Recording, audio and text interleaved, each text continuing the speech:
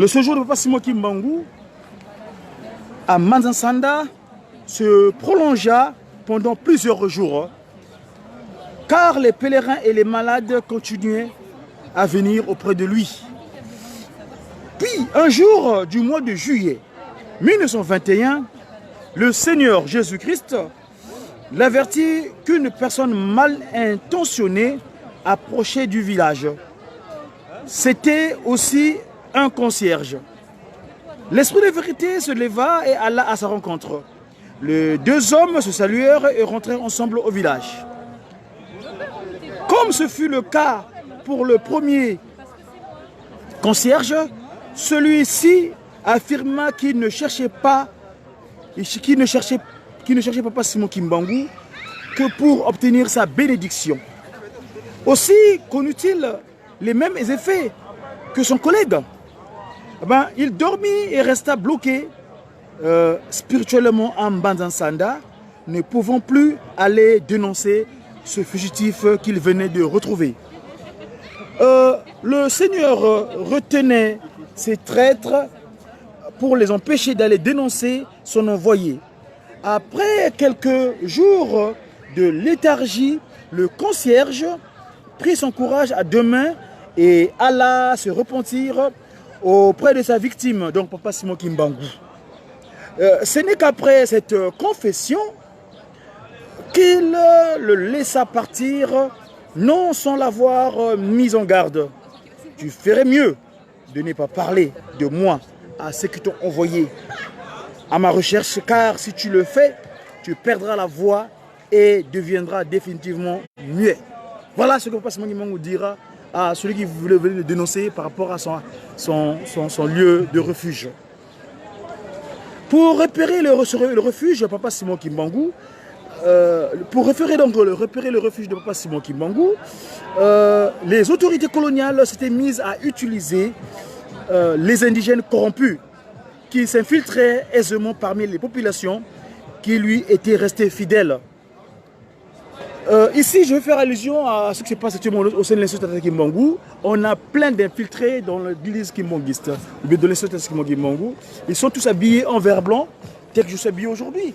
Mais en fait, il y en a d'aucuns parfois, c'est les infiltrés de Chétan, donc Satan.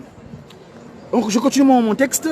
Je suis donc en train de parcourir ce document qu'on appelle le Kimongisme, le livre 4 du ministère.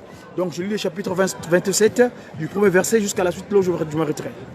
Alors pour repérer, donc je disais tantôt que le refuge de Papa Simon Kimbangu, les autorités coloniales avaient mis à utiliser les indigènes corrompus qui s'infiltraient aisément parmi les populations qui lui étaient restées fidèles.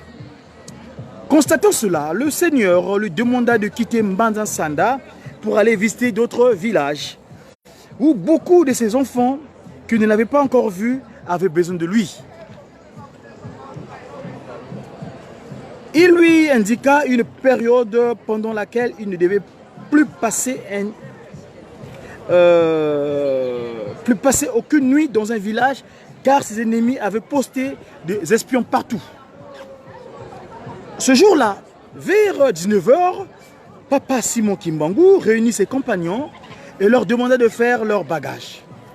Ils quittèrent, on est au mois de juillet, donc c'est mon anniversaire. Ils quittèrent Manzansanda dans la nuit, traversèrent Kiyenika, remontèrent jusqu'à Makanga. Une contrée où il ne poussait aucun palmier. Un fait insolite, car cet arbre est très répandu dans cette région, où il pousse quelle que soit la composition géologique du sol.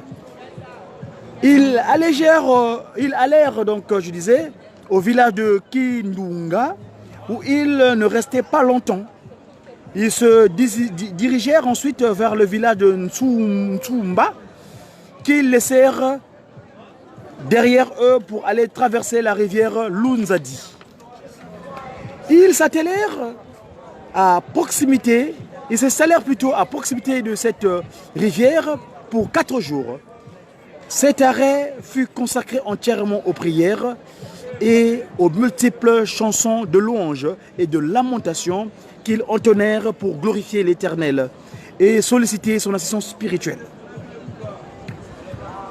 Ils chantaient à haute voix, mais ne furent ni vus ni entendus par les passants. C'était extraordinaire, car ceux-ci ne les entendaient même pas lorsqu'il leur arrivait de rire aux éclats et au moment où les poules et les coqs qu'ils avaient reçus des villageois se mettaient à chanter. Après 4 jours passés à Lunzadi, ils s'en allèrent vers 8 heures du matin et se dirigèrent vers les montagnes du village Nkusu.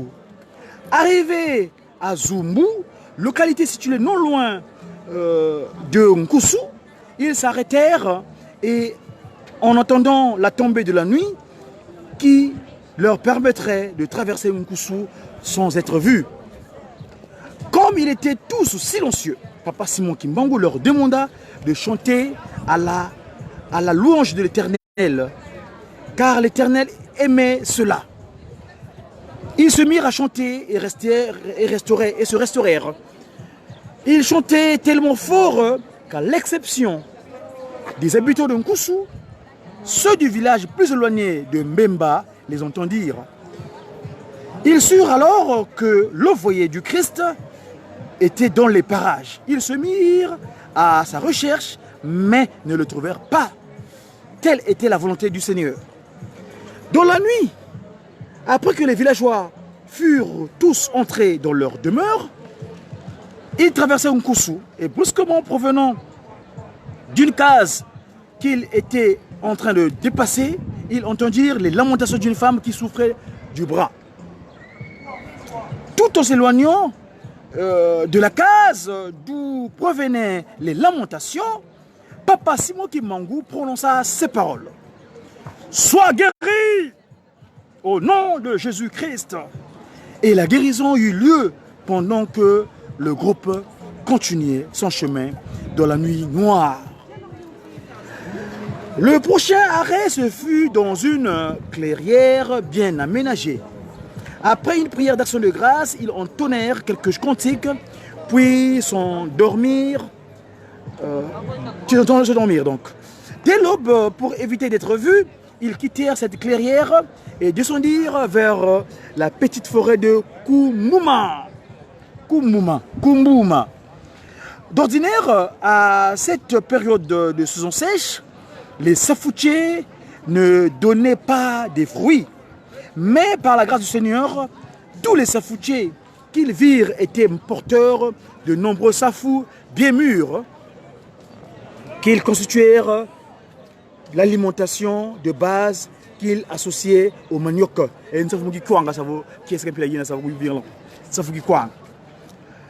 Ils accueillirent aussi des safous qui n'étaient pas encore mûrs et les stockèrent dans leur bagage comme réserve alimentaire. Je rappelle ici, je relate les faits de juillet 1921. Papa Simon Kimbangu est en refuge à Manzansanda. Là, il se prépare pour rentrer à Mbanza, Kamba Yerusalem. Alors, l'esprit de vérité et ses compagnons passèrent 3 semaines dans cette forêt. Leurs provisions de safou, patates douces et volailles diminuèrent de manière inquiétante malgré le rationnement. En fait, ils ne pouvaient pas bouger de ce lieu tant que le bâton sacré ne leur avait pas indiqué la direction à prendre. Donc, Carolendo, donc, Carolendo, donc, le Carolendo a indiqué à quel moment, à quel instant se déplacer. Voilà. Et pour quelle direction. Je continue donc. Je rappelle, je suis en train de parcourir ce support de travail que j'ai reçu, un travail extraordinaire réalisé par notre révérend docteur Banzouzi, où je vous partage de temps en temps quelquefois les faits historiques de notre présence sur terre à travers sa divinité, Papa Simon Kimbangu Kiangan. Donc le Kimongisme, la nouvelle civilisation. De jour en jour, leur existence devint difficile, car ils ne mangeaient plus que des patates et des poulets grillés sans sel ni piment, ni aucun autre condiment.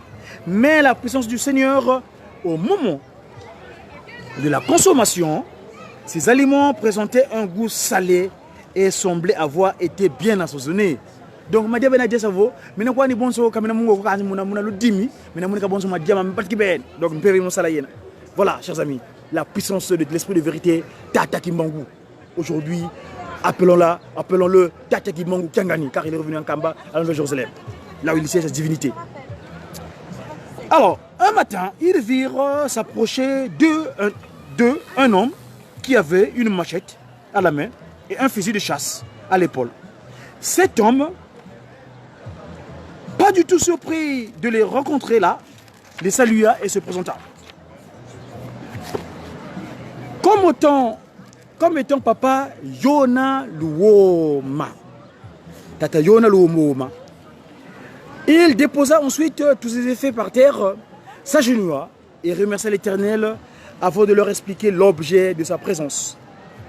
Dans la nuit, dit-il, un homme m'est apparu en rêve. Il m'a dit ceci. Je t'envoie en mission dans la forêt de Kumbuma. Auprès d'un groupe de gens qui ont besoin de toi. Tu devras les aider à s'approvisionner car ils manquent de nourriture.